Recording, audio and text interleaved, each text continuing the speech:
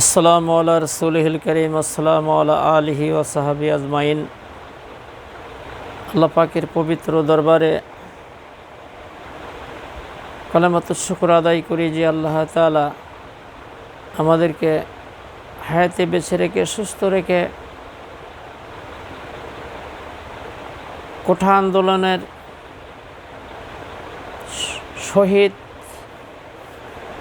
মাগফিরাত কামনা করি এবং অকালে যারা ঝরে গেলেন নিষ্পাপ তরুণ তরুণীরা, তাদের পবিত্র আত্মার মাগফিরাত কামনা করি। আল্লাহ পাক সকলকে জান্নাতুল ফেরদাউস নসিব করুক, পিতামাতাকে ধৈর্য ধারণ করার তৌফিক দান করুক। এই শহীদের রক্তের বিনিময়ে আমরা যেন একটা শোষণমুক্ত সুন্দর একটা দেশ গড়তে পারি, আমরা যেন মসনদে একজন ভালো মানুষকে বসাইতে পারি, যারা নীতিবান নিষ্ঠাবান, যে মেধাবী জ্ঞানী গুণী ছাত্র যুবক, যারা মানুষের অন্যায় করবে না, যারা ঘুষ খাবে না, যারা দুর্নীতি করবে না, চাঁদাবাজি করবে না, টেন্ডারবাজি করবে না, দলীয়করণ করবে না, হিন্দু বৌদ্ধ খ্রিস্টান মুসলিম সকলকেই সব দলমত নির্বিশেষে সকলকেই যারা এক চোখে দেখবে, সমপরিমাণ বিচার করবে, কারো উপরে বেইনসাফ করবে না, সেরকম যেন আমরা একটা রাষ্ট্রনায়ক আল্লাহ পাক যেন আমাদের নসিবে দান করেন।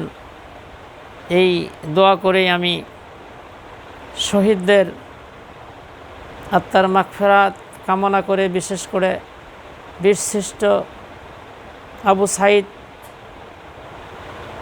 এবং আরও অন্য অন্য নাম না জানা যত আমার কলেজার টুকরা ছেলেরা, আমার কলেজার টুকরা, আমার প্রাণপ্রিয় ফুলের মতো মেয়েরা, যারা বুকের তাজা রক্ত দিয়ে স্বৈর শাসন থেকে এই জাতিকে মুক্ত করেছে, আল্লাহ পাক যেন তাদেরকে জান্নাতুল ফেরদাউস নসিব করে, আল্লাহুম্মা আমিন।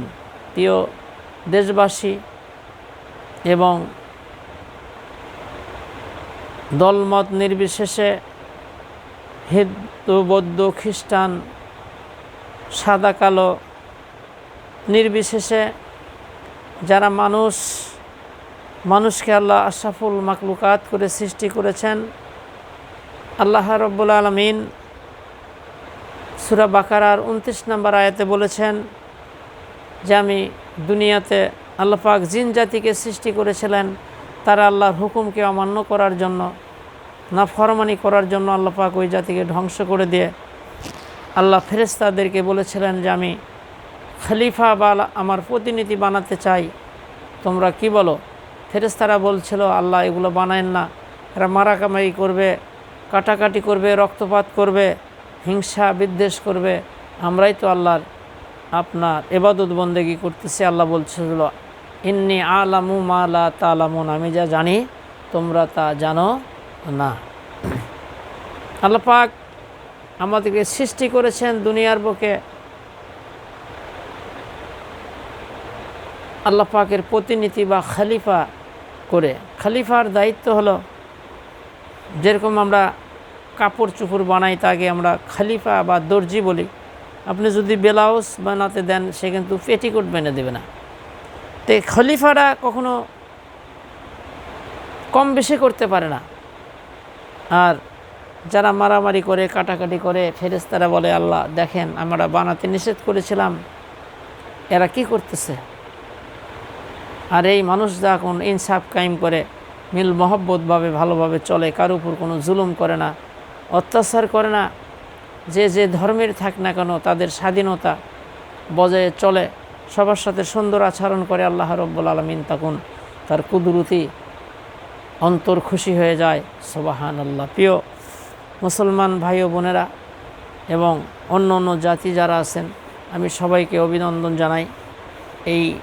আমি লক্ষ্য করেছি গোটা পৃথিবীর মানুষ এই ছাত্রদের বুকে গুলি করা দেখে আমাদের কলেজার টুকরা সন্তানদের বুকে, আমাদের কলেজার টুকরা সোনামণিদের বুকে গুলি দেখে কোনো দেশ, বিধর্মী দেশও তারা সহ্য করতে পারে নাই। সব দেশে স্লোগান একটাই, এই স্বৈরাচারী শাসকের পতন চাই, পতন চাই, একটাই স্লোগান। দলমত নির্বিশেষে, আমি কোনো দলের দালালি করতেছি না। আপনি যে কোনো দল করতে পারেন। আপনি যদি একজন মানুষ হন, আপনার বিবেকের কাছে প্রশ্ন করেন, একজন দেশের রাষ্ট্রনায়ক যখন হবে, সরকার যখন হবে, তার উপর অনেক দায়িত্ব থাকবে। আর স্বাধীন কাকে বলে, স্বাধীনতা কাকে বলে? সবার অধিকার আদায়ের জন্যে সবাই কথা বলবে, সবাই ন্যায্য দাবি করবে, এটাই তো হলো গণতন্ত্র। আর যারা রাষ্ট্রের পরিচালনা করবে তারা সকলের দুঃখ বুঝবে, সকলের বেদনা বুঝবে, তাদের চাওয়া পাওয়া তাদের আদায় করবে, যদি সম্ভব না হয় তাদেরকে বুঝিয়ে বলবে, এটাই তো কাজ। কিন্তু তাদের বুকে গুলি মেরে দিলেন, চোখে পানি রাখতে পারি না। এই এত তাড়াতাড়ি এই ঘটনাটা ঘটার কারণ একমাত্র হলো 3 জনের দোয়া আল্লাহর দরবারে মঞ্জুর হয়ে যায়। 1 নম্বর হলো মাজলুম যদি দোয়া করে, মাজলুমের উপর অত্যাচার করা হচ্ছে, জুলুম করা হচ্ছে, এই মাজলুম যখন আল্লাহর দরবারে হাত তোলে, ওই দোয়া ওর মধ্যে আর কোনো হিজাব থাকে না, পর্দা থাকে না, সরাসরি আল্লাহর দরবারে মঞ্জুর হয়ে যায়। এই জন্যে আল্লাহ রাসূল বলেছেন যে তোমরা মাজলুমের দোয়া থেকে, মাজলুমের বদদোয়া থেকে তোমরা দূরে থাকো, হেফাজতে থাকো, জানে মাজলুম কার উপর যেন তোমরা অত্যাচার করো না, জুলুম করো না। মাজলুমের দোয়া কিন্তু আল্লাহর দরবারে কবুল হয়ে যায়। দেখেন, আমি তো আশ্চর্য হয়ে গেছি। আমি কোনো দলের দালালি করতেছি না। আপনি কোন দল করেন, বিএনপি করেন, আওয়ামী লীগ করেন, জামাত করেন, জাসদ করেন, বাসদ করেন, আপনার বিবেকের কাছে প্রশ্ন করেন। আপনার যদি কমন সেন্স থাকে, ধরেন সব দলের লোকের বাচ্চা কাচ্চাই তো লেখাপড়া করে। আমি দেখলাম অনেকের বাবা আওয়ামী লীগ করে, বিএনপি করে, অমুক দল করে, তার ছেলেরাও কিন্তু এই মিছিলে যোগদান করেছে। সুবহানাল্লাহ। তাদের একটাই দাবি, আমি দেখেছি ফুলের মতো কতগুলো আমার মা, আমার মেয়ে, আমার মেয়ের মতো আমি দেখেছি, তারা স্লোগান দিচ্ছে, আমরা কোটা আন্দোলন চাই, আমরা মেধার অনুযায়ী চাকরি হবে, এই স্লোগান তারা দিচ্ছিলেন। তারা কাউকে মারে নাই, কোনো অন্যায় করে নাই, কোনো জুলুম করে নাই, তারা এই স্লোগানগুলো দিচ্ছিলেন। ছোট ছোট বাচ্চা, তাদের উপরও পুলিশ কেন, লাঠিচার্জ কেন হবে? কি করেছে তারা? পুলিশ দেখতে পারে যে কোনো অন্যায়, জান বাবা তোমরা কোনো অন্যায় করো না, তোমরা দাবি করো সরকারের কাছে। আর মাথার মধ্যে কি ঢুকে গেল যে তাদের বুকে গুলি করে কয়েকশো মারতে পারলেই তারা আন্দোলন থেকে সরে যাবে, আর আমি মসনদে সারা জীবন বসে বসে থাকব। কিন্তু এটা আল্লাহ চায় না। আল্লাহ মাজলুমের দোয়া। কতগুলো শিশু এমনভাবে বৃষ্টির মতো গুলি করেছে, বাসার মধ্যে থেকেও ছোট্ট ছোট্ট শিশু রেহাই পায় নাই। তার বাপ মায়েরা তাদের আর্তনাদ দেখলে আপনি চোখের পানি রাখতে পারবেন না। কি এত বড় ছাত্র সমাজ! আমার কলেজার টুকরা ছেলেরা, আমার কলেজার টুকরা মেয়েরা কি অপরাধ করেছিল, কার মাথায় বাড়ি মেরেছিল? তারা কোঠার জন্য আন্দোলন করতেছিল যে আমাদেরকে চাকরির কোঠা দেওয়া হোক, মেধার দাম দেওয়া হোক, এগুলাই তারা দাবি করতেছিল। আজ দেখেন অকালে ঝরে গেল কতগুলো ফুল। আমি এগুলো দেখলে সহ্য করতে পারি না, চোখে পানি রাখতে পারি না, আমি কথা বলতে পারি না। কত শিশু ছেলে গিয়েছিলেন মিছিলে, তাদেরকে জিজ্ঞাসা করা হচ্ছে কেন এসেছো? বলতেছে আমার বড় ভাইয়েরা শহীদ হয়ে গেছে, তাদের বুকে গুলি করে হয়েছে, আমি কি বাড়িতে বসে থাকব? আমিও জীবন দিব। কত বড় কথা! হিন্দু মুসলিম ভেদাভেদ ছিল না। আমি লক্ষ্য করে দেখেছি, নব মুসলিম হিন্দু সবাই আমাদের দেশে অনেকেই এই আন্দোলনে শরিক হয়ে গেছে। আর দেখেন আল্লাহ রাব্বুল আলামিন কিভাবে এত তাড়াতাড়ি যে আল্লাহ বিচার করে, কারণ হলো মাজলুম থেকে আল্লাহ রসুল বলছে তোমরা দূরে থেকো, মাজলুমের দোয়া কিন্তু আল্লাহর দরবারে কবুল হয়ে যায়। আর এই যে লক্ষ্য করে দেখেন আপনি বা আমি কোন দল করি, দলাদলি নাই, আমি দল মত নির্বিশেষে, আমি কারো দালালি করতেছি না। এই যে হেফাজতে ইসলামের বের হয়ে আসতেছে, কতগুলো মানুষকে মারা হয়েছে। তারপরে এই যে বিভিন্ন দলের, জামাত ইসলামের, বিএনপির বা বিভিন্ন দলের কতগুলো যুবককে, কতগুলো ছাত্রকে গুম এবং খুন করা হয়েছে, সবগুলো বের হয়ে আসতেছে। গোটা পৃথিবীর মানুষগুলো দেখতেছে। এগুলো কিন্তু আসলে একটা স্বাধীনতা, একে বলে কি স্বাধীনতা? এই যে আজকে দেখলাম কনস্টেবলের অফিস তল্লাশি করতেছে 7 তলার উপরে, কিভাবে ঘরগুলো করেছেন আর কিভাবে মানুষকে ওখানে নির্যাতন করেছেন। লক্ষ্য করে দেখলাম পাঞ্জাবি এবং পায়জামা, দেখলাম তো হুজুর লোকই হবে, কিন্তু সেগুলো আছে কিন্তু হুজুর তো নাই ওখানে। আরও অনেক তথ্য বের হয়ে আসতেছে। প্রিয় কলেজার টুকরা আমার ছাত্র বাবাজিরা, আমার কলেজার টুকরা আমার ছাত্রী মায়েরা, আপনারা যে আন্দোলন করতেছেন, আমি লক্ষ্য করে দেখলাম এই যে বৃষ্টির মধ্যে তারা ট্রাফিকের দায়িত্ব পালন করতেছে, কত কষ্ট করতেছে। কিন্তু আপনাদেরকে আরও সোচ্চার হতে হবে। আপনারা যে সরকার পতনের আন্দোলন করতেছেন, আমি একটা গল্প বলি। এক শাশুড়ি মানে ভাত রান্না করলে শাশুড়ি ভাত চুরি করে খেত। তো শাশুড়ি থালের মধ্যে ভাত নিয়ে পাটের জমির মধ্যে যে ভাত খাচ্ছিলেন, কিন্তু ওই বেটার বউ ভাত চুরি করে খেতেন। জ্ঞানী যারা তারা কথাটা বুঝবেন। মানে শাশুড়ি মানে ভাত বেটার বউয়ের ভয়ে ভাত থালের মধ্যে নিয়ে পাটের জমির মধ্যে যে ভাত খাচ্ছে, এর মধ্যে ওই বেটার বউ শাশুড়ির ভয়ে ভাত চুরি করে খেত। তো ওই শাশুড়ি তো খাচ্ছেই, বেটার বউ মানে থালার মধ্যে ভাত নিয়ে তরকারি নিয়ে উনিও পাটের জমির মধ্যে যে ভাত খাবে লুকায়ে, যে দেখে শাশুড়ি বসে থেকে ভাত খাচ্ছে। এখন বেটার বউ বলতেছে, আম্মা আপনি তো ভাত খাচ্ছেন, আপনার ভাত লাগবে নাকি, এই জন্য আমি ভাত নিয়ে আসলাম। যাদের মাথার মধ্যে মাল আছে তারা বোঝেন ঘটনাটা কি। বুঝতে হবে শুধু মসনদ বদল করলে চলবে না। নীতিবান লোককে যদি ওখানে আপনি না বসাতে পারেন, যে আর সেই, কে বলেন, ওখানে ভালো মানুষগুলো বসাইতে হবে। ওমর ফারুক রাদিয়াল্লাহু তাআলা আনহু জাহানের খলিফা ছিলেন। তিনি রাত্রের বেলায় ঘুমায় নাই, ঘুরে ঘুরে দেখতেন দেশের মধ্যে কার উপর জুলুম করা হচ্ছে, কার উপর অন্যায় করা হচ্ছে, কার খাবার আছে কার খাবার নাই। হযরত ওমর ফারুক ঘুরে ঘুরে দেখতেছিলেন। হঠাৎ করে দেখি একটা মরুভূমির মধ্যে পাহাড়ের পাদদেশে একটা তাঁবু দেখা যায়, টিম টিম করে বাতি জ্বলতেছে, আর একটা বুড়ি মানুষ কি যেন রান্না করতেছে, আর তাঁবুর মধ্যে ছেলে মেয়েগুলো কান্না করতেছে। হযরত ওমর ছদ্মবেশে ওই তাঁবুর কাছে চলে গেলেন, যে দেখি একটা বুড়ি মানুষ কি যেন রান্না করতেছে। হযরত ওমর বলে, ও বুড়ি মা, তুমি কেন এত অবিচক, এত রাত্রি করছো কেন? সকাল সকাল রান্না করে ছেলে মেয়েকে খাওয়াওনি কেন? তুমি তো এত বাচ্চাদেরকে কষ্ট দিচ্ছ রে বুড়িমা।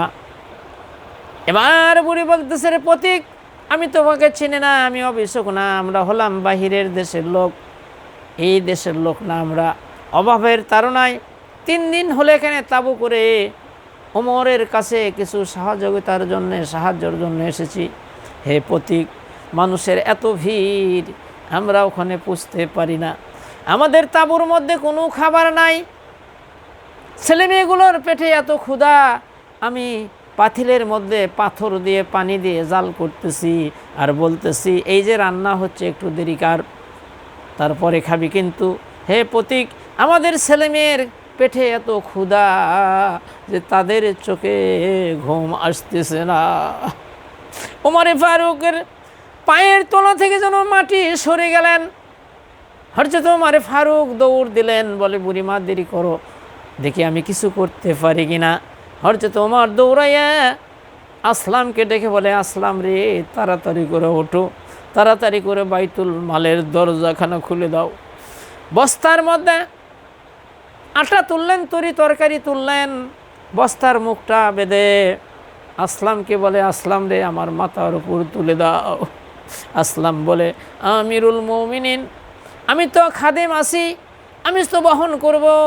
হযরত ওমর ফারুক বলে, হে আসলাম রে, যে দৃশ্য আমি দেখেছি, এই বোঝা আমারই বহন করতে হবে। ওমর ফারুক বস্তা মাথায় করে নিয়ে অদ্দুজাহানের খলিফা, অদ্দুজাহানের প্রেসিডেন্ট চলে গেলেন বস্তা নিয়ে তাঁবুর কাছে। বস্তা নামাইয়া বস্তার মুখ খুলে তরি তরকারি বের করলো, আটা বের করলো, বলে, বুড়িমা আপনি উটি বানান। হযরত ওমর ফারুক তরি তরকারি কুটে দিয়ে সহযোগিতা করলো, রান্না হয়ে গেল। ওমর ফারুক ওই বাচ্চাদেরকে কোলে করে নিয়ে রুটি ভাঙতেছে আর তরকারি মাখায়া মাখায়া ওই বাচ্চাদের মুখে তুলে দিচ্ছে। বুড়ি ওমরের দিকে, ওই প্রতীকের দিকে তাকাইয়া চোখের পানি ছেড়ে দিয়ে বলতেছে, রে প্রতীক, আমি তোমারে চিনি না, এই দেশের প্রেসিডেন্ট যদি ওমর না হয়ে তোমার মতো মানুষ হতো, তাহলে এদেশের মানুষ আরও শান্তিতে থাকতো। সুবহানাল্লাহ। বুড়ি তো চেনে না, যিনি ওমর ফারুক। ওমর ফারুক বলতেছে, বুড়িমা, কাল তুমি ওমরের দরবারে যাবে, হয়তো ওখানে তুমি অনেক কিছু পাবে। পরের দিন বুড়িমা ওমরের দরবারে যে দেখে, যেই প্রতীক রাতের বেলায় আমাকে সহযোগিতা করলো, সেই লোকটাই তো এই মসনদে বসে আছে। সুবহানাল্লাহ। এর নাম হলো প্রেসিডেন্ট। মারে ধরে খাবা, কোটি কোটি টাকার মালিক হবা, এমপি মন্ত্রী হয়ে। আল্লাহর জাতের কসম করে বলতে পারি, গরিবের একটা টাকা যদি তুমি মেরে খাও, কিয়ামতের ময়দানে হিসাব দিয়ে যেতে হবে। মিয়া কোন তালে আছেন? দলীয়করণ করেন, মেরে ধরে খান। আল্লাহর জাতের কসম করে বলতে পারি, আপনি এতিমের হক যদি নষ্ট করেন, মিসকিনের হক যদি আপনি মেরে খান, 1 কোটি বার হজ করলে, উহুদ পাহাড়ের মতো আপনি দান করলেও এই হারাম দান আল্লাহর দরবারে কবুল হয় না। এমন যদি হতো আমার দেশের নেতা হতো ওমরেরই মতো, হতো আবু বকরের মতো। এমন যদি হতো আমার দেশের নেতা হতো ওমরেরই মতো, হতো আবু বকরের মতো। যে কোনো কাজ শুরু করার আগে যদি আল্লাহর প্রশংসা না করেন, রাসূলের উপর যদি দরুদ না পড়েন, যত বড় যাই হোক না কেন, সে কোনোদিন মানুষের কল্যাণ করতে পারবে না। যে কোনো কাজ শুরু করার আগে আল্লাহর প্রশংসা করতে হবে, রাসূলের উপর দরুদ পড়তে হবে।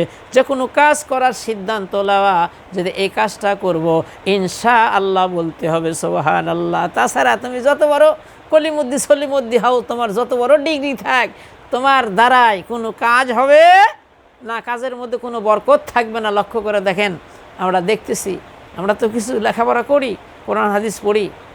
আপনি কাজের যে কোনো কাজ শুরু করার আগে যদি আল্লাহর প্রশংসা না করেন, রাসূলের উপর দরুদ না পড়েন, ইনশাআল্লাহ না বলেন, ওই কাজে কখনো কল্যাণ হবে না। মানুষ কখনো মানুষকে কল্যাণ করতে পারে না যদি আল্লাহ না করে। আল্লাহর উপর ভরসা করতে হবে, ইনশাআল্লাহ এই কাজ করব।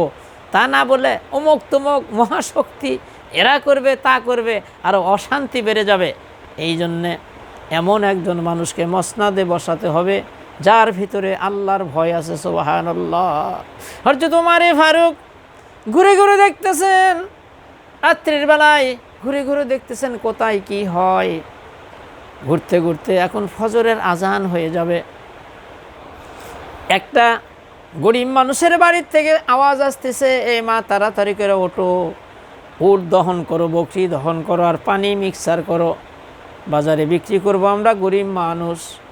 এবার মেয়েটা বলতেছে, মা তুমি কি জানো না, আমাদের সরকার, আমাদের আমির হযরত ওমর ফারুক রাদিয়াল্লাহু তাআলা আনহু দুধের মধ্যে পানি মিশান নিষেধ করেছে।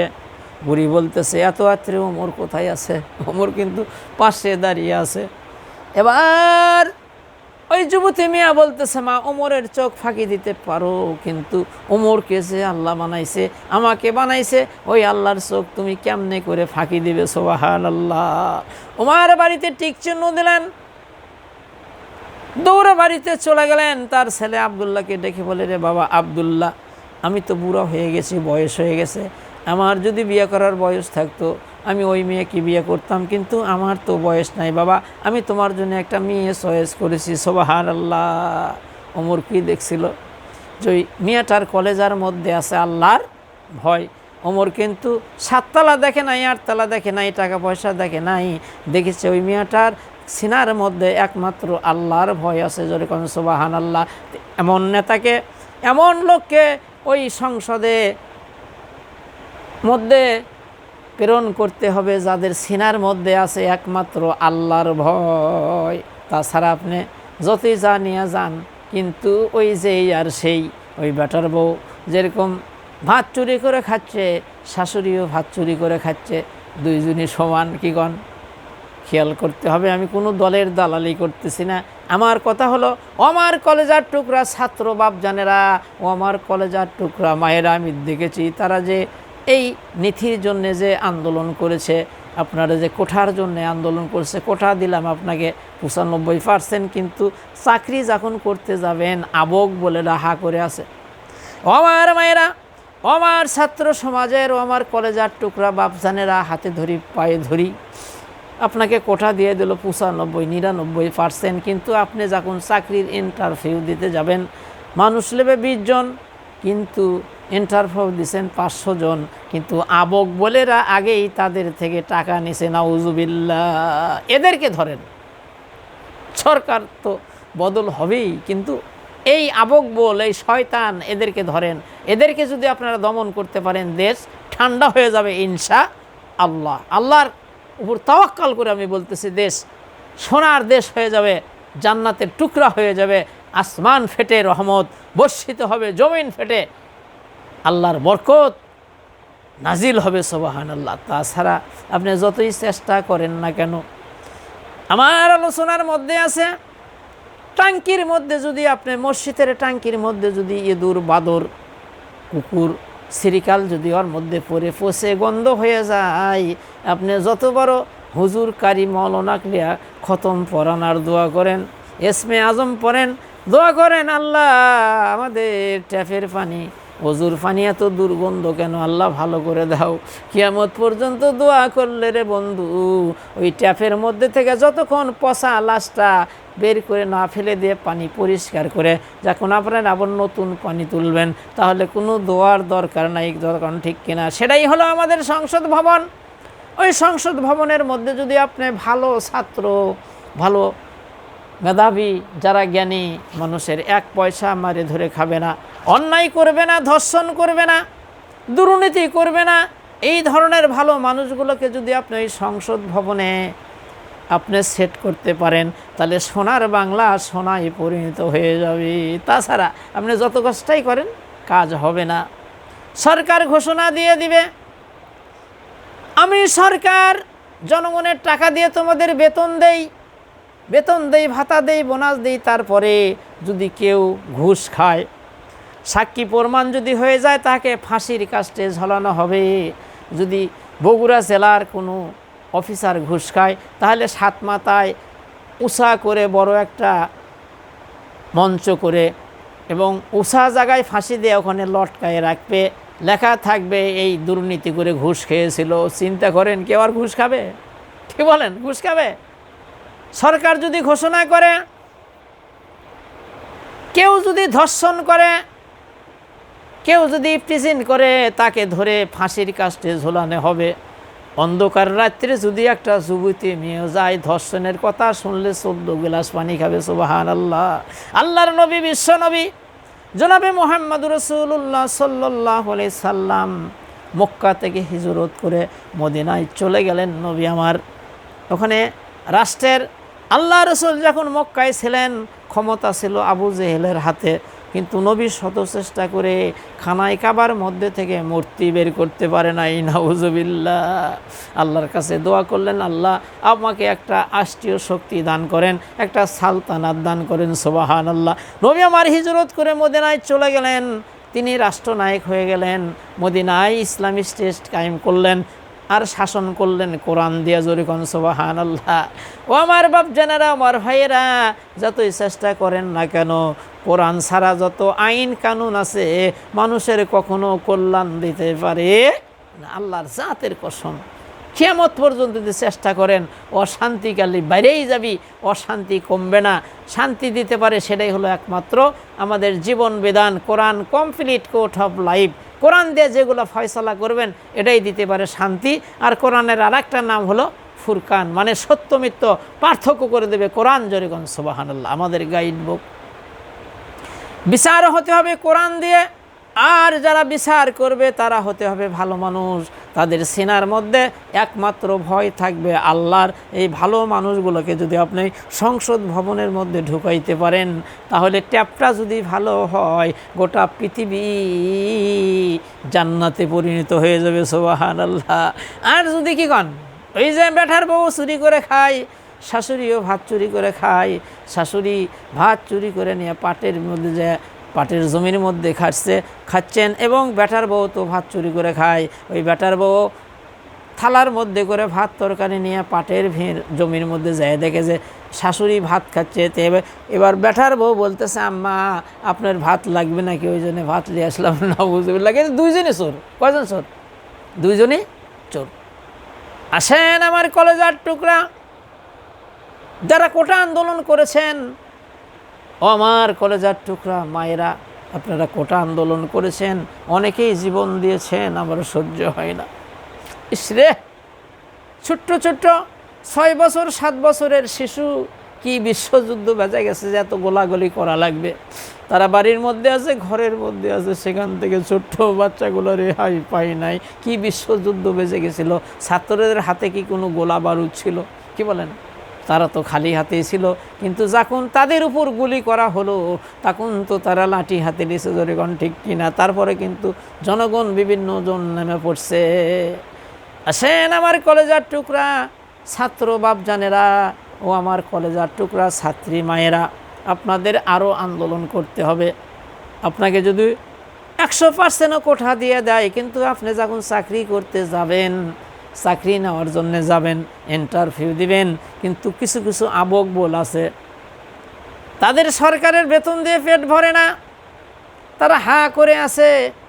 আগেই হ্যালো হয়ে গেছে, লিবে লোক 50 জন, ইন্টারভিউ দিছে 500 জন, কিন্তু ওই 50 জনের থেকেই আগেই টাকা নেওয়া হয়ে গেছে, নাউজুবিল্লাহ। তাদের কিন্তু সার্টিফিকেট বা মেধার কোনো দাম নাই, যে ঘুষ বেশি দিতে পারবে তাকেই চাকরি দিচ্ছে। এদেরকে সাহায্য করতে হবে, খুঁজে খুঁজে বের করে এদেরকে দিবালকে ফাঁসির কাস্টে ঝোলাতে হবে। ও আমার ছাত্র, আমার কলেজার টুকরা বাপজানেরা, ও আমার মায়েরা, যদি এই কাজ করতে পারেন, সোনার বাংলা সোনায় পরিণত হয়ে যাবে। তাছাড়া যতই সরকার অদল বদল করেন না কেন, কোনো দিন শান্তি আসতে পারে না। আর ভালো মানুষগুলোকে ওখানে নিয়ে যেতে হবে, যেগুলা মেধাবী ছাত্র, যার দ্বারাই সমাজ ভালো হবে, যার দ্বারা ইফতিজেন হবে না, মেরে ধরে খাবে না, অন্যায় করবে না, ন্যায় ইনসাফ কায়েম করবে, তাদেরকে ওই সংসদ ভবনের মধ্যে ঢুকাইয়া দেখেন।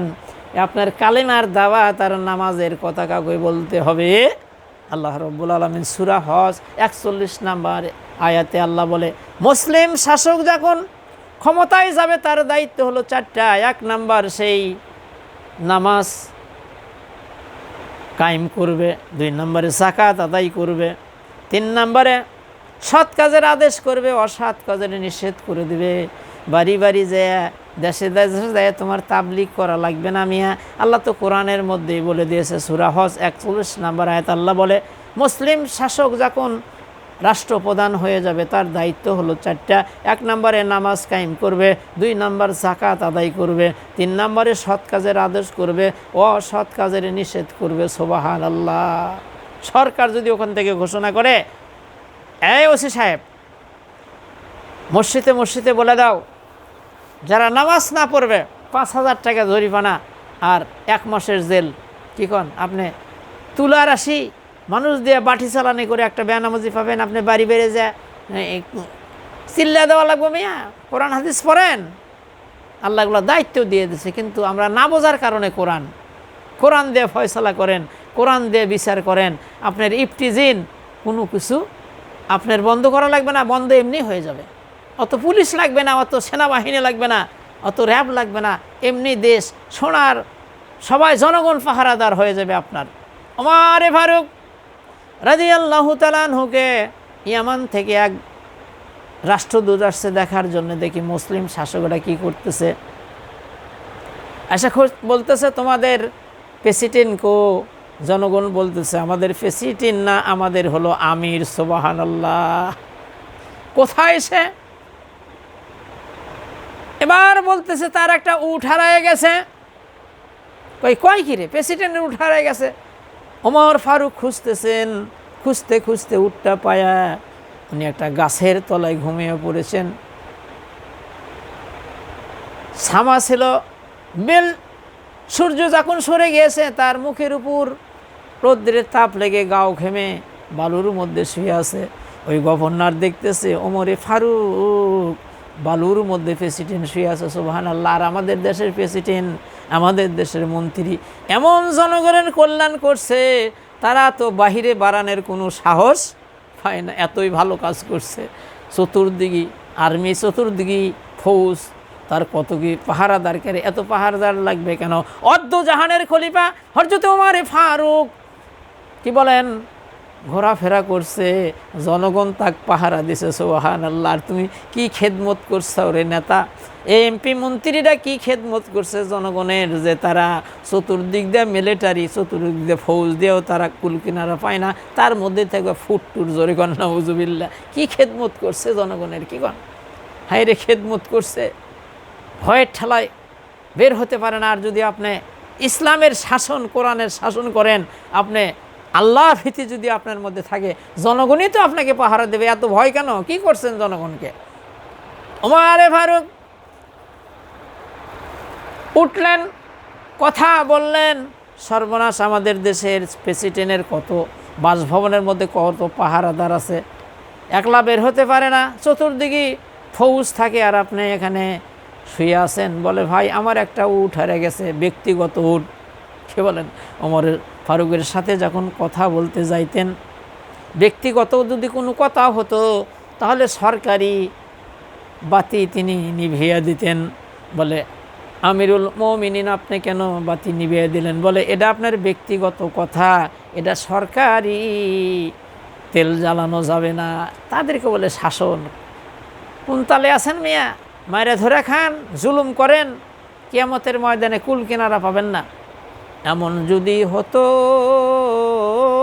আমার দেশের নেতা হতো ওমরেরই মতো হতো, আবু বকরের মতো।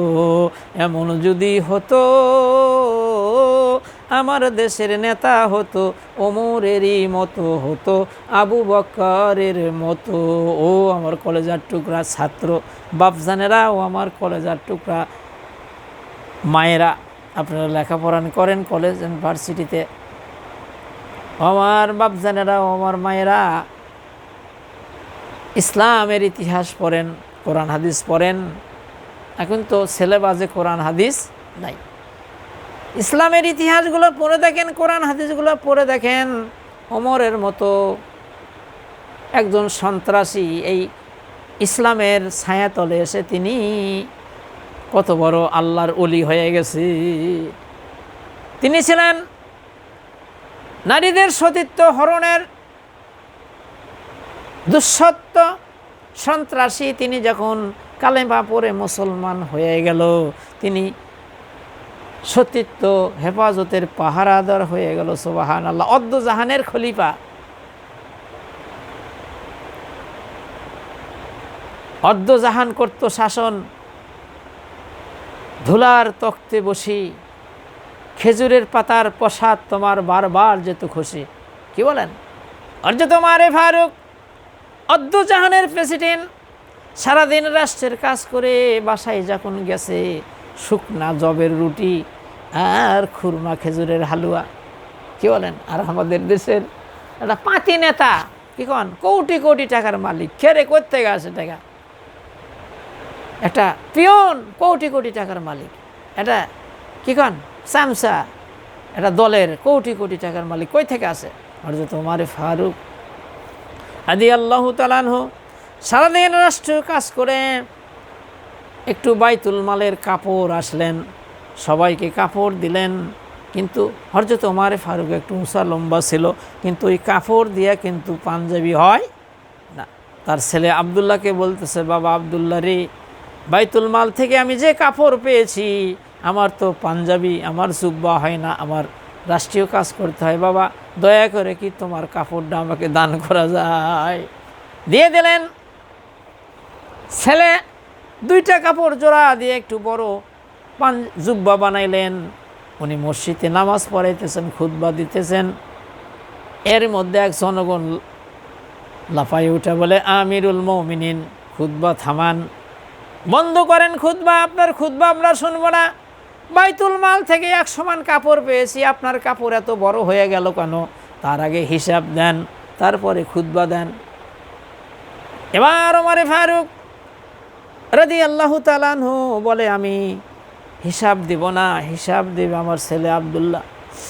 এবার আবদুল্লাহ বলতেছে, ও মুসল্লি বাপজানেরা, ভাইয়েরা, খেয়াল করেন, লক্ষ্য করেন, আমার বাবা রাষ্ট্রীয় কাজ করে, আমার বাবা ইমামতি করে, বাইতুল মাল থেকে যে কাপড়টা পেয়েছে, আমার আব্বার পাঞ্জাবি জুব্বা বানালে বড় হয় না, ছোট, ওই জন্যে আমার কাছে যে এতিমের মতো আমাকে বলল, বাবা আবদুল্লাহ রে, এই কাপড় দিয়ে তো আমার পাঞ্জাবি হয় না, ছোট হয়ে যায়, বাবা তোর কাপড়টা আমাকে দিয়ে দে।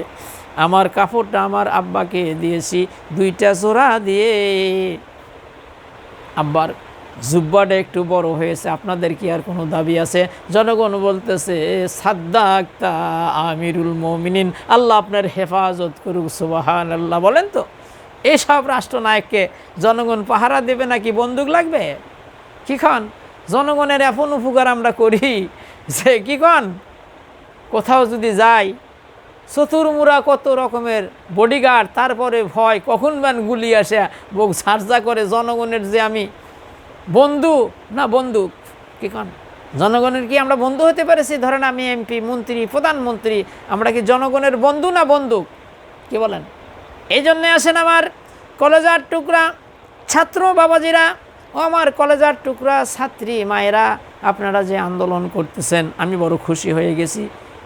আমার কলেজা শীতল হয়ে গেছে। অন্যায়ের বিরুদ্ধে যে আপনারা আন্দোলন করেছে, গোটা বাংলাদেশ থেকে শুরু করে গোটা পৃথিবী যতগুলো দেশ জানতে পেরেছে, তারাও আন্দোলন করতেছে। একটাই দাবি, মানুষের উপর যারা গুলি চালায়, নিরীহ মানুষকে যারা গুলি করে মারে ক্ষমতার জন্যে, তার 1 সেকেন্ড ক্ষমতায় থাকার কোনো অধিকার নাই। শুধু এটাই করলে হবে না। যে কথাটা আমি বললাম, সংসদ ভবনের মধ্যে যতগুলো এমপি মন্ত্রী যাবে, তারা যদি চরিত্রবান হয় 5 ওয়াক্ত সালাত আদায় করবে এবং আল্লাহর ভয় থাকবে, 1 ওয়াক্ত নামাজ আদায় তারা ছেড়ে দিবে না, এতিম মিসকিনের হক নষ্ট করবে না, মানুষের হক নষ্ট করবে না, আল্লাহ ভীতি যাদের মধ্যে থাকবে, কোরআন হাদিসের জ্ঞান থাকবে, ইসলামের জ্ঞান থাকবে, এই ধরনের ভালো মানুষদেরকে যদি, ভালো ছাত্র বাবাজিদেরকে যদি ওই সংসদ ভবনের মধ্যে ঢুকাইতে পারেন, যারা নীতিবান, যারা নৈতিকতা জানে, যাদের চরিত্র ভালো, যারা আল্লাহর ভয় করে, 5 ওয়াক্ত সালাত আদায় করে, কোনো কারোর সাথে বেয়াদবি করে না, বেইনসাফি করে না, সবাইকে এক চোখে দেখে, এই ধরনের কিছু লোককে যদি আপনি এই সংসদ ভবনের মধ্যে ঢুকাইতে পারেন, সোনার বাংলা সোনায় পরিণত হয়ে যাবে। কিন্তু কি কন, ওই যে বেটার বউ ভাত চুরি করে খায়, কি কন, শাশুড়িও ভাত চুরি করে খায়, কি কন, মানে আবক বল, কি কন, ক্ষমতায় গেলাম, ধরেন আমি প্রেসিডেন্ট, আমার যে সেলাপান্ডা আছে, কি কন, আবক বলের মতো হা করে আছে, তাহলে কি দেশ শান্তি হবে? আমার কলেজার টুকরা ছাত্র বাবাজিরাও, আমার মায়েরা, আমি লক্ষ্য করেছি, একটা গরিব মানুষ, তাকে মারধর করেছে, অন্যায় করেছে, জুলুম করেছে, তিনি থানায় গেছেন বিচার দেওয়ার জন্যে, কেস করার জন্য, কিন্তু মাল না দিলে কেসের কোনো তদবির হয় না, নাউজুবিল্লাহ। এমনি তো গরিব মানুষ, তার উপর জুলুম করা হয়েছে, তিনি কেস করতে গেছেন, আইনের আশ্রয় নিয়েছেন, কিন্তু আইন লড়তেছে না। ওখানে 10,000 টাকা ঘুষ না দিলে, সবাই না কিন্তু সব ওসি না, সব পুলিশ না। ওখানে 10,000 টাকা না দিলে কেসের কোনো তদবির হইতাছে না, এদেরকে জ্যান্ত কবর দিতে হবে না। নাউজুবিল্লাহ। আমার বাপের ন্যায্য জমি পাবো কি কন, একবারে সব কিছু ওকে। উকিল সাহেব ঘুরাতে ঘুরাতে 70 বছর হয়ে গেছে, মামলার বয়স কত, জমি কবে খাবে? নাউজুবিল্লাহ। ইসলাম বলে 24 ঘন্টার আলটিমেটামের মধ্যে ধরেন 1 মাস অতিরিক্ত, এর মধ্যেই ফয়সালা করতে হবে। একদম সাক্ষী প্রমাণ গোয়েন্দা বিভাগ একবারে মানে তথ্য মত্ত লিয়া একবারে 1 মাসের মধ্যেই সব কিছু কমপ্লিট করতে হবে। এতদিন আপনি যদি 40 বছর 50 বছর মামলা করেন, কি বলেন, তাহলে আপনি জমিটা খাবেন কবে? এটা কি ইসলাম? এটা ব্রিটিশের আইন। এগুলো পদদলিত করে কোরআনের আইন দিয়ে দেশ চালাতে হবে, তাহলেই শান্তি। যে দলই আপনার ক্ষমতায় যাক, ভালো মানুষ হতে হবে এবং বিচার ফয়সালাগুলো করতে হবে কোরআন থেকে। কি বলেন, ভয় কেন? তো আল্লাহ রাব্বুল আলামিন বলেন, কেউ যদি চুরি করে তার হাত কেটে দাও, কোরআনের আইন। কেউ যদি জেনা করে তাকে ছন্নছাড় করো, বুক পর্যন্ত মাটির মধ্যে গেড়ে দিয়ে চতুর্দিক থেকে পাথর মেরে তাকে শেষ করে দাও। সুবহানাল্লাহ। কোনো কলেজের মেয়ে, আমি তো এর আগে খবর পেয়েছিলাম 100 জন না কয়জনকে ধর্ষণ করে সেঞ্চুরি করে মিষ্টি বিতরণ করেছে। আর ইসলাম যদি থাকতো, কোরআনের শাসন যদি থাকতো, কি বলেন, দিবালকে মাটির মধ্যে গেড়ে দিয়ে পাথর মেরে শেষ করে দিত। ধর্ষণের কথা শুনলেই 14 গিলাস পানি খেত। সুবহানাল্লাহ। একটা মেয়ে যদি অন্ধকারের রাত্রে, যুবতীর মেয়ে যদি হেঁটে যায়, এমন বাফের বেটা নাই ধর্ষণ করতে পারে। কিসের আইন? কোরআনের আইন। কোরআন বলে, কোনো মেয়েকে যদি কোনো কেউ ধর্ষণ করে, যদি সাক্ষী প্রমাণে মিলে যায়, তাহলে তাকে বুক পর্যন্ত মাটির মধ্যে গেড়ে দিয়ে চতুর্দিক থেকে পাথর মেরে তাকে ছিন্ন ভিন্ন করে দাও। সুবহানাল্লাহ। কেউ যদি চুরি করে, সাক্ষী প্রমাণ যদি হয়ে যায়, হাত কেটে দাও। আল্লাহর নবী, বিশ্ব নবী মুহাম্মদুর রাসূলুল্লাহ সাল্লাল্লাহু আলাইহি সাল্লাম, একটা মেয়ে চুরি করলো, তার নামও ফাতেমা। অনেকে সুপারিশ করতেছে, ইয়া রাসূলুল্লাহ, খুব ধনী ঘরের মেয়ে, মাফ করে দেওয়া যায় না? রাসূলের চেহারা মোবারক লাল হয়ে গেল। বলে, আমাকে কি বলতেছ? এটা হলো আল্লাহর হুকুম। আমার ফাতেমাও যদি চুরি করতো, আমি রাসূল ফাতেমারও হাত কেটে দিতাম। সুবহানাল্লাহ। কার হাত কেটে দেবেন? ক্ষুধার যন্ত্রণায় বেগুন চুরি করেছে, এটা চুরি করছে পেটের দায়ে, আর হাত না। যারা এসি ঘরের মধ্যে বসে থেকে কলমের খোঁচা মেরে জনগণের কোটি কোটি টাকা আত্মসাৎ করে, তাদের হাত কেটে দিতে লাগবে, তাদের হাত। ওই জন্যে ভয় করে যে কোরআনের শাসন আসলে তো আমাদের হাত আগে কাটবে। কথাটা বোঝেন? এই জন্যে তারা ভয় করে। এই মিয়া, ভয় কী করতেছেন? কোরআনের শাসন কায়েম হবে, যতগুলি বিচার হবে কোরআন দিয়া। মিয়া, ভয় করতেছেন কেন? আল্লাহ কোরআন নাজিল করে না। এই কোরআন কি কারো দলের? জামাত ইসলামের, গোলাম আজমের, সাইদির কোরআন? মিয়া, কোরআন তো আপনারও। কি বলেন? কোরআন আপনার জন্য নাজিল করে নাই, হুদাল্লিন নাস, মানুষের জন্য আল্লাহ কোরআন নাজিল করেছে। এটা কি কারো দলের? কোরআনের কথাই বলে যে রাজাকার, আল বদর। এই মিয়া, কই পাইছেন? আপনিও তো রাজাকার, আপনাকেও কোরআনের আন্দোলন করতে হবে, কোরআনের আইন প্রতিষ্ঠিত করতে আপনার উপর ফরজ। মিয়া, কোন তালে আছেন? কয়দিন বাঁচবেন? অন্ধকার কবরের মধ্যে যেতে হবে। আমার উদ্দেশ্য সেটা না, আমি কোনো দলকে কটাক্ষ করতেছি না। আমার কথা যে সংসদ ভবনের মধ্যে ও আমার ছাত্র বাবাজিরা, ও আমার কলেজার টুকরা ছাত্রী মায়েরা, আপনাদেরকে ওখানে ভালো মানুষ ঢুকাতে হবে। কোনো চোর, লুচ্চা, গুন্ডা, সুদকুর, ঘুষকুর ঢুকালে আপনার যেই সেই আরও পয়সা যাবে দেশ। ভালো মানুষকে ঢুকাতে হবে, যার সিনার মধ্যে আল্লাহর ভয় আছে, 5 ওয়াক্ত সালাত আদায় করে, কি বলেন, রাসূলের সুন্নত তরিকা মতো চলে, তাদেরকে ঢুকে দেখেন, দেশ ঠান্ডা, ইনশাল্লাহ শান্তি হবে। তাছাড়া আপনি যতই যা করেন শান্তি হবে না। আর কথা বলার আগে লক্ষ্য করেন, আল্লাহর প্রশংসা করতে হবে, রাসূলের উপর দরুদ শরীফ পড়তে হবে, তারপরে সবগুলো কাজের আগে ইনশাল্লাহ বলতে হবে, তাহলে আল্লাহ বরকত দিয়ে দেবে। কি বলেন? আসমান ও জমিনের বরকতের দরজা আল্লাহ খুলে দেবে। সুবহানাল্লাহ। এই জন্য আমার ভিডিও বড় হয়ে যাচ্ছে। প্রিয় মা ও বোনেরা, খালি অনিয়ম, সুদ ঘুষ খাওয়ার জন্য খালি হা করে আছে। অফিস, আদালত, এই যে জমাজমির যে একটা ইয়ে আছে, যে জমাজমির রেকর্ড করা লাগে, হাবিজাবি করা লাগে, সরকারি কাজ বেতন খাই করে দিল, কিন্তু এই জনগণে কি মারা পেঁচ মুছ মারে, এত টাকা অত টাকা। এই শয়তানদেরকে জ্যান্ত কবর দিতে হবে। এদেরকে ধরেন, ও আমার ছাত্র বাবাজিরা, ও আমার কলেজের টুকরা মায়েরা, এগুলো ধরেন। এই দুর্নীতি, কারা ঘুষ খায়। আপনি লেখাপড়া করেছেন, আপনি রেজাল্ট A+, আপনি খুব ভালো রেজাল্ট করেছেন, কিন্তু এই আবক বলেরা ওই যে লম্পট বদমাইশ লেখাপড়ায় জানা রেজাল্ট ভালো না, তার টাকা নিয়ে থুছে 20 লাখ আপনাকে চাকরি দেবে। এই শয়তানদেরকে ধরেন, দেখেন দেশ ঠান্ডা। পুলিশ ঘুষ খাবে কেন? রাস্তার মধ্যে মোটরসাইকেল ধরতেছে, গাড়ি ধরতেছে, অমুক ধরতেছে, তমুক ধরতেছে, সিএনজি ধরতেছে, টাকা লিখছে 2500 2600। এগুলো কি? এই মেয়ে, এগুলো কি? ঘুষ কেন? গাড়ি যদি অবৈধ হয়, চুরি হয়, আপনাদেরকে ওখানে চেক করার উদ্দেশ্য কোনো চুরি করে নিয়ে যাচ্ছে নাকি গাড়ি? ধরে আপনি থানায় নিয়ে যান, তাকে চালান দিয়ে দেন, তা না করে গাড়ি টাড়ি ধরে ওখানে কিছুক্ষণ অপেক্ষা করে 1500 টাকা লিচ্ছে আর ছেড়ে দিচ্ছে, চুরি করা হলেও ছেড়ে দিচ্ছে। এই জাতি কেমনে কল্যাণ হয়? গাঁজা বেচতেছে, মদ বেচতেছে, হিরোইন বেচতেছে, অবৈধ জিনিস বেচতেছে, পুলিশ এসে মাসে মাসে টাকা নিয়ে যাচ্ছে। নাউজুবিল্লাহ, এই দেশ কেমনে শান্তি হয়? এদেরকে ধরেন। সব পুলিশ না কিন্তু, সবাই না, এর মধ্যে অধিকাংশ কেমনে শান্তি হয়? পুলিশ যদি হিরোইন, গাঁজা, মদ যারা বেচে তাদের থেকে যদি মাসিক চাঁদা নেয়, তাহলে কোন এই দেশ আপনি কেমনে আপনি মাদক মুক্ত দেশ গড়তে চান? কি বক্তব্য দেন? মানে মাদক মুক্ত দেশ গড়তে চাই, অমুক করতে চাই, তমুক কি? এগুলাকে বন্ধ করেন, দেখেন দেশ ঠান্ডা। এই দেখেন কয়দিন হলো আমার ছাত্র বাপজানেরা, আমার কলেজার টুকরা মায়েরা কত মেহনত করতেছে, কোনো চাঁদা নাই, কোনো কিছু নাই, দেখেন নিউট্রাল। কি বলেন? এইভাবে আমি সরকার, যারাই সরকারে যাবে, আমি তাদেরকে অনুরোধ করব, আমার কলেজার টুকরা ছাত্র বাপজানেরা ও আমার কলেজার টুকরা মায়েরা যারা এই আছেন ওই জায়গাতে, আপনারা বলবেন যে ভালো মানুষকে দিতে হবে, এখানে কোনো লম্পট বদমাইশকে দেওয়া যাবে না। এমপি বানান, মন্ত্রী বানান, ভালো মানুষদেরকে আপনাকে নিয়োগ দিতে হবে।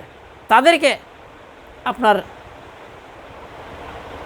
এমপি মন্ত্রী দানানোর জন্যে ভালো মানুষকে আপনাকে দাঁড়াইয়ে দিতে হবে। লম্পট বদমাইশ, সুদখোর, ঘুষখোর, সন্ত্রাসী এদেরকে দেওয়া যাবে না। আর যারা সরকারে যাবে তারা যেন হিন্দু, মুসলিম, বৌদ্ধ, খ্রিস্টান, যে দলের হোক, আওয়ামী লীগ হোক, বিএনপি হোক, কার উপর অত্যাচার করা যাবে না, জুলুম করা যাবে না, সবার উপর সমপরিমাণ ইনসাফ করতে হবে। এর নামই হলো গণতন্ত্র। কি বলেন? আপনি ক্ষমতায় গেলেন আর অন্য দলে ধরে মারলেন, আমি ক্ষমতায় গেলাম আর এক দলে মারধর করলাম, এটা তো গণতন্ত্র না। মানুষ ভুল করতে পারে, কিন্তু তার বিচার করতে হবে। তাকে ধরে সাক্ষী প্রমাণে যদি সে দোষী হয়ে যায়, তাকে যে কোনো সাজা তাকে আপনি দিতে পারেন বলে। তাই বলে সবার উপর অত্যাচার করতে, লুটদারাজ, অত্যাচার এগুলো করা যাবে না। প্রিয় ছাত্র বাবাজিরা, আমি আল্লাহর কাছে প্রাণ খুলে দোয়া করি, আপনাদের যে ত্যাগ তিতিকে আমি দেখলাম যে আপনারা এই ওদের মধ্যে, এই বৃষ্টির মধ্যে আমার এই কলেজার টুকরা ছেলেরা, আমার আম্মাজানেরাও দেখলাম, আমার ছাত্রী ছোট ছোট আমার আম্মাজানেরা, তারাও কত কষ্ট করে গাড়ি সেভ করতেছেন, তারা ট্রাফিকের দায়িত্ব পালন করতেছে। আল্লাহ পাক তাদের উপর খাস রহমত করুক। আর এই যে ছাত্র সংগঠন, বিভিন্ন সংগঠনে যারা উপর লেভেলে যায়, তাদের কিছু মানে হাদিয়া তোফা থাকে, আর নিচে যারা ছাত্র থাকে তারা তো এই যে ধুকে ধুকেই মরে। সবার উপর যেন ইনসাফ হয়, কেউ যেন অন্যায় বা জুলুমের শিকার না হয়, এই জন্যে বিভিন্ন সেক্টরে আপনাদেরকে কাজ করতে হবে। আল্লাহর মেহেরবানি। আমি দোয়া করি, আমি প্রতিদিন এই ভিডিওয়ে আলোচনা করতেছি, আপনারা আমার আলোচনা দেখেন। আমি কোনো দলের দালালি করতেছি না, আমি বলতেছি যে কোনো দলই ক্ষমতায় যাক, বিচারগুলো করতে হবে কোরআন থেকে। আর এই সংসদ ভবনের মধ্যে যতগুলা এমপি মন্ত্রী ঢুকবে, সবাই আল্লাহ হতে হবে, ভালো মানুষ হতে হবে, যার ভিতরে আল্লাহর ভয় আছে, 5 ওয়াক্ত সালাত আদায় করে, মানে ভালো মানুষ, এদেরকে ঢুকে দেখেন, সব কমপ্লিট, সব কিছু ঠান্ডা হয়ে যাবে। আল্লাহ সুবহানাহু ওয়া তাআলা আমাদেরকে ভালো এবং মন্দ চেনার মতো তৌফিক দান করুক। এবং আমি সর্বশেষে যারা এই দেশের জন্যে, এই জুলুম অত্যাচারের জন্যে, হক আদায়ের জন্যে যারা কোঠা আন্দোলন করেছে, মেধার দ্বারাই চাকরি হবে, ঘুষ নয়, জুলুম নয়, হেলো নয়, মেধার দ্বারাই চাকরি হবে, এই আন্দোলনে যারা বুকের তাজা রক্ত দিয়ে আবু সাইদ থেকে শুরু করে আরও যত নাম না জানা কলেজার টুকরা আমার ছাত্র বাপজানেরা, কলেজার টুকরা আমার মায়েরা জীবন দিয়েছে, আমি তাদের উহের মাগফিরাত কামনা করি। আল্লাহ পাক যেন তাদেরকে জান্নাতুল ফেরদাউস নসিব করে। আর যারাই সরকারের ক্ষমতায় যাবে তাদের উপর যেন ইনসাফ করতে পারে, তাদের পরিবারের উপর যেন দয়া দেখাতে পারে, তাদের যেন ন্যায্য অধিকার আদায় করতে পারে, তাদের উপর যেন ইনসাফ করতে পারে।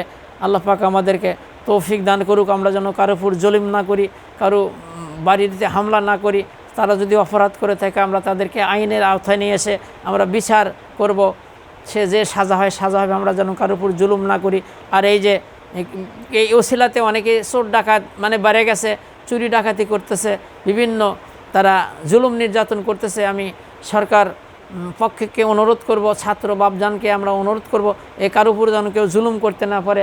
অনেকে চাঁদাবাজি টেন্ডারবাজি করতেছে এই সুবিধা ভোগ করে কিছু কিছু মহল। আল্লাহ পাক আমাদেরকে এগুলোর থেকে হেফাজত করুক।